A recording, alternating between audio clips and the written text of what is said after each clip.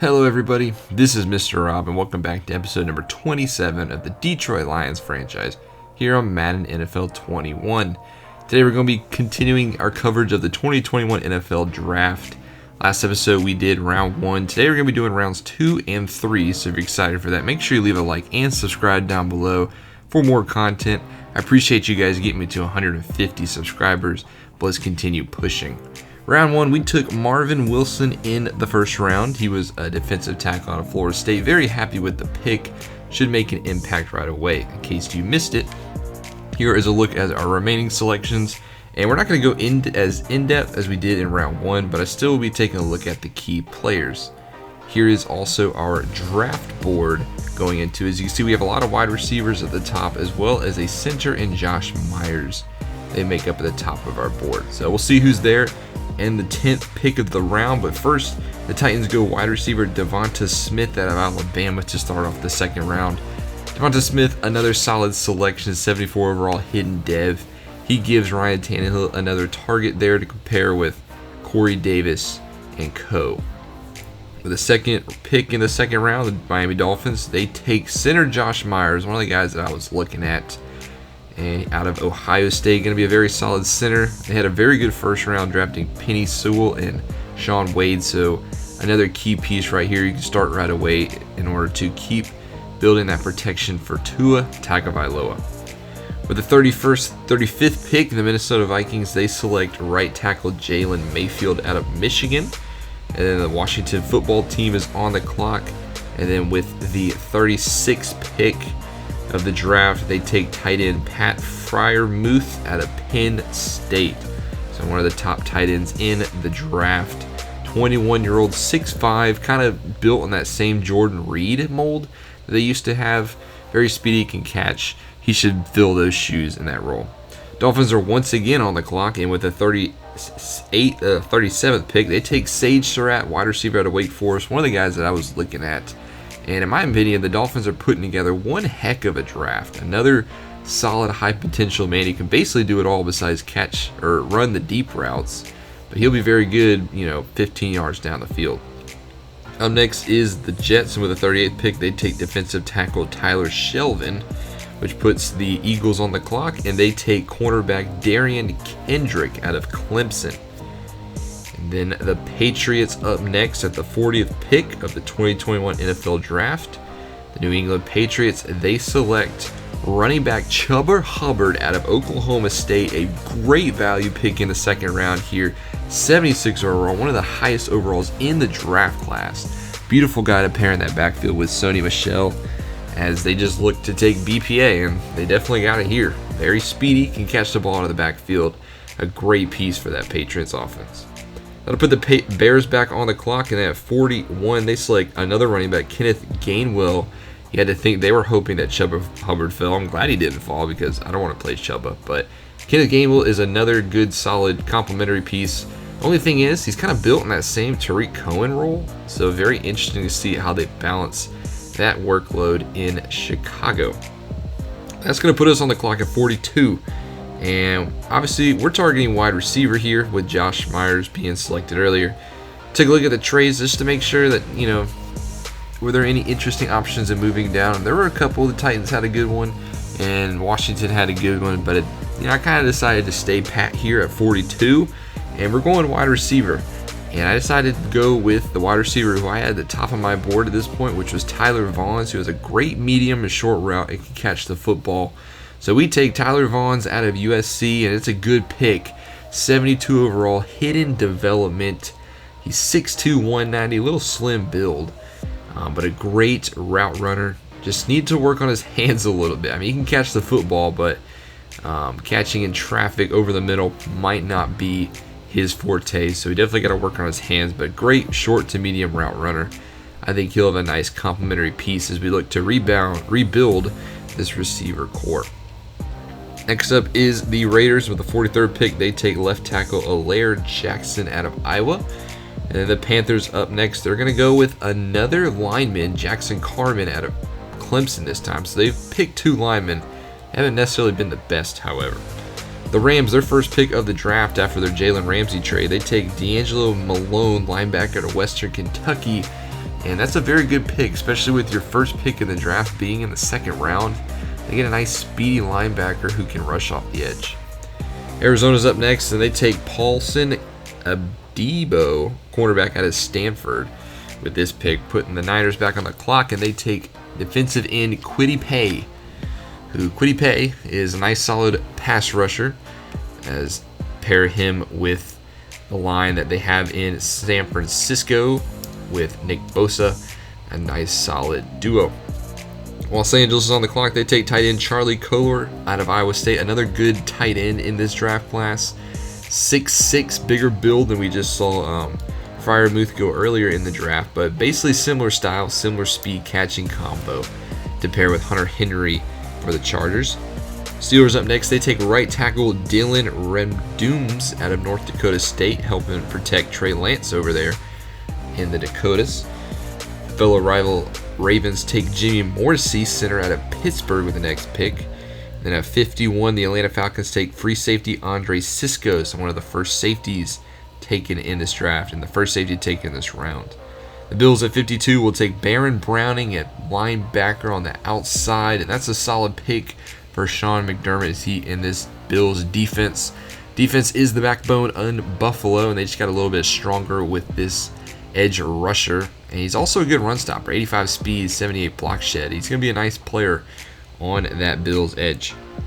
53, the Seattle Seahawks, they take Journey Brown with their first selection. Remember, they traded their first pick in the Jamal Adams trade. Putting the Bengals at the clock at 54, they take Walker Little, left tackle out of Stanford, trying to protect Joe Burrow's blind side for the future. And then the Packers, our division rivals, back on the clock. They take Jay Tufele out, a defensive tackle, and a very good run stopper to put up the middle. Not too excited with this pick being, obviously controlling the Lions, but he's going to be a very good run stopper in the middle. Going to be harder to run on that Green Bay D. Colts up next. They take cornerback Diamondre Lenoir, and a nice solid pick here in the second round. 5'11", 22 years of age. He's already a 70 overall. Might need to improve a little bit, but he is a little higher in man coverage, which is what you'd like to see. 57, the Denver Broncos, they also go corner. They go Elijah Molden, another solid, speedy corner, this time out of Washington. Then the Giants for the next pick Monty Rice, middle linebacker out of Georgia. Jacksonville, who is back on the clock at 59, they take outside linebacker Nick Bolton out of Missouri.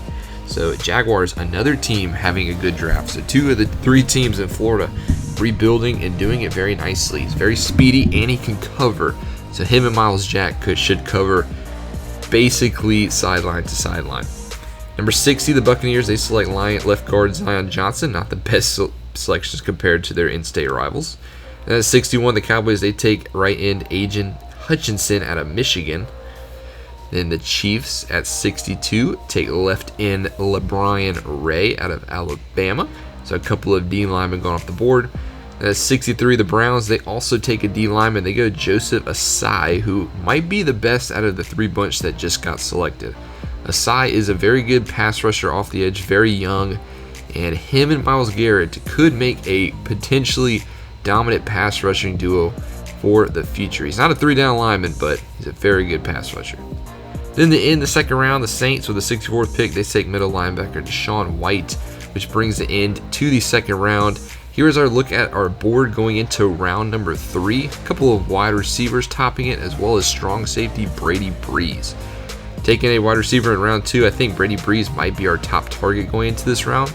We'll have to see if we were able to take him. But in the first pick of the third round, the Tennessee Titans select quarterback Trey Lance. Here goes another quarterback. We haven't seen one of these taken off since the first round. And I was kind of interested to see where Trey Lance would go. Some people had him as high as day 1 early selection. Some people had him as low as a third rounder. But the Titans, they pull the trigger. They get Trey Lance to maybe push Tannehill in the future. Dolphins, they continue their solid draft by taking tight end Brevin Jordan, as he is another hidden development. I think they've hit hidden dev with every single pick. Very fast, 88 speed. Him and Gesicki could really do damage across the middle. Then the Minnesota Vikings, they take quarterback Tanner Morgan, the hometown kid out of Minnesota Golden Gophers. 70 overall, doesn't have special dev, but I think his attributes are very solid. I could see him still progressing pretty nicely, and as a nice solid option in case they want to move on from Kirk Cousins. Football team was up next, and they take strong safety Jacoby Stevens out of LSU. Not a quarterback, first defensive player taken in this round actually, but Washington still looking to rebuild that secondary. It's a nice selection. Then the Texans at pick 69, they take Brady Breeze, the strong safety we were looking at, so that kind of stinks. So that goes our top target off the board here in round 3. As we take a look, reassess our board, it's basically all tight or all wide receivers at this point. So we'll have to see what we do in a couple of selections. But the Jets are up next, and then with the 70th pick, they take another quarterback, Brock Purdy out of Iowa State. Not as high as on him as I am of Lance Morgan and Core, but interesting selection. The Eagles are up next at 71. They take free safety Caden Stearns. Sorry, I couldn't read my notes for a second. Out of Texas.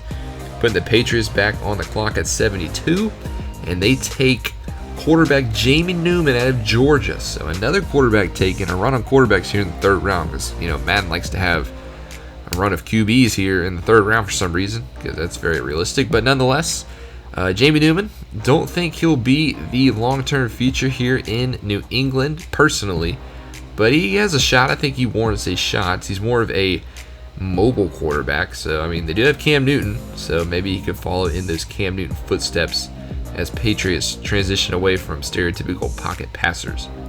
Bears are up next. They take another quarterback, Kellen Mond. Another run on quarterbacks. Kellen Mond not very good across the board, and that puts us back on the clock. And looking at our board, it's basically all wide receivers, so I think it's okay to look at trades, and we're actually going to trade down here with Jacksonville, collect a 6th round pick later in the draft.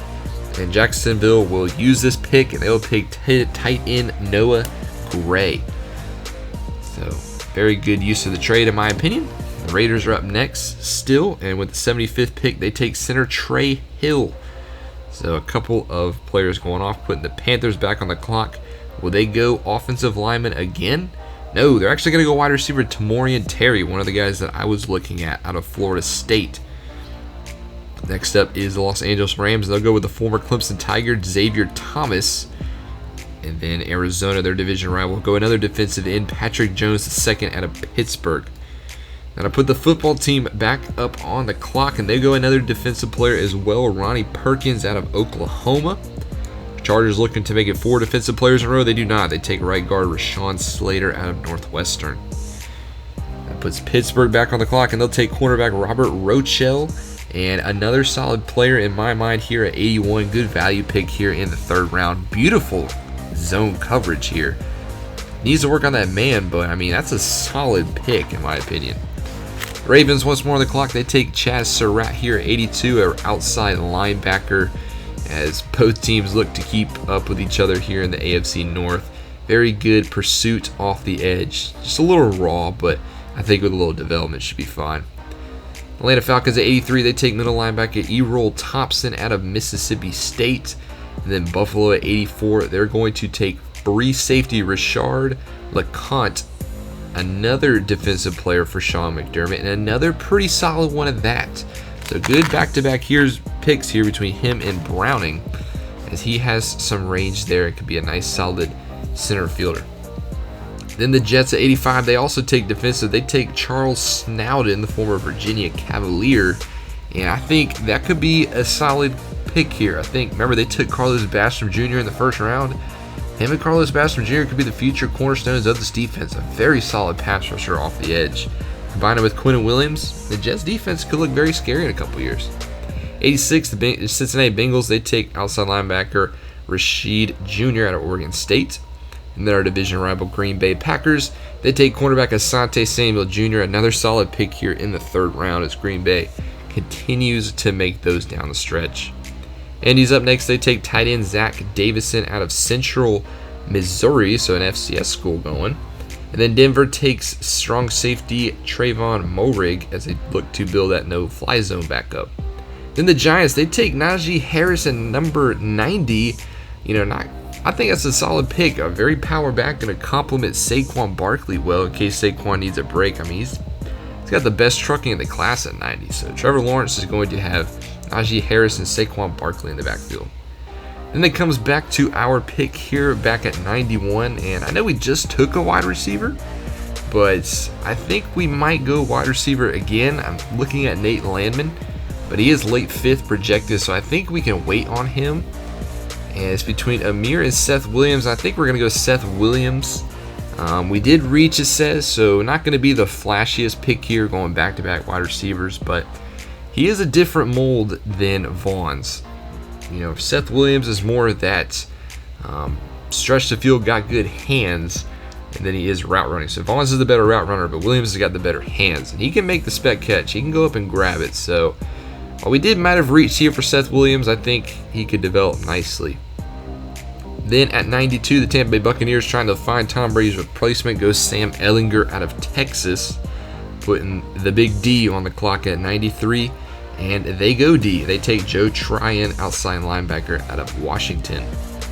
Then the Kansas City Chiefs looking to get back to the Super Bowl at 94. They take cornerback Cameron Bynum, who I think Dallas should have took the pick before. He's normal dev, but he's very fast and he's got decent hands. So Kansas City trying to get back to that Super Bowl and win another one. Number 95, back-to-back picks for the Browns to close out the 3rd round. They take Tyson Campbell, a cornerback, and then with the last pick of the 3rd round and of day 2, they take running back CJ Verdell out of Oregon. So that's going to bring it an end here to day 2. We're going to go into day 3. We're going to end the draft of rounds 4 through 7. Don't have many players on our board, so we'll have to see what we can do here. Remember, we did collect a 6th round pick, but we'll have to see what happens in the next episode. That's going to do it for this one. Thank you guys so much for watching. Let me know what you think of our 2 selections going back-to-back wide receiver here in day 2. But make sure you leave a like and subscribe down below, especially if you want more franchise content. I appreciate all the support you guys have been showing me. This is Mr. Rob, and I'll see you in the next one.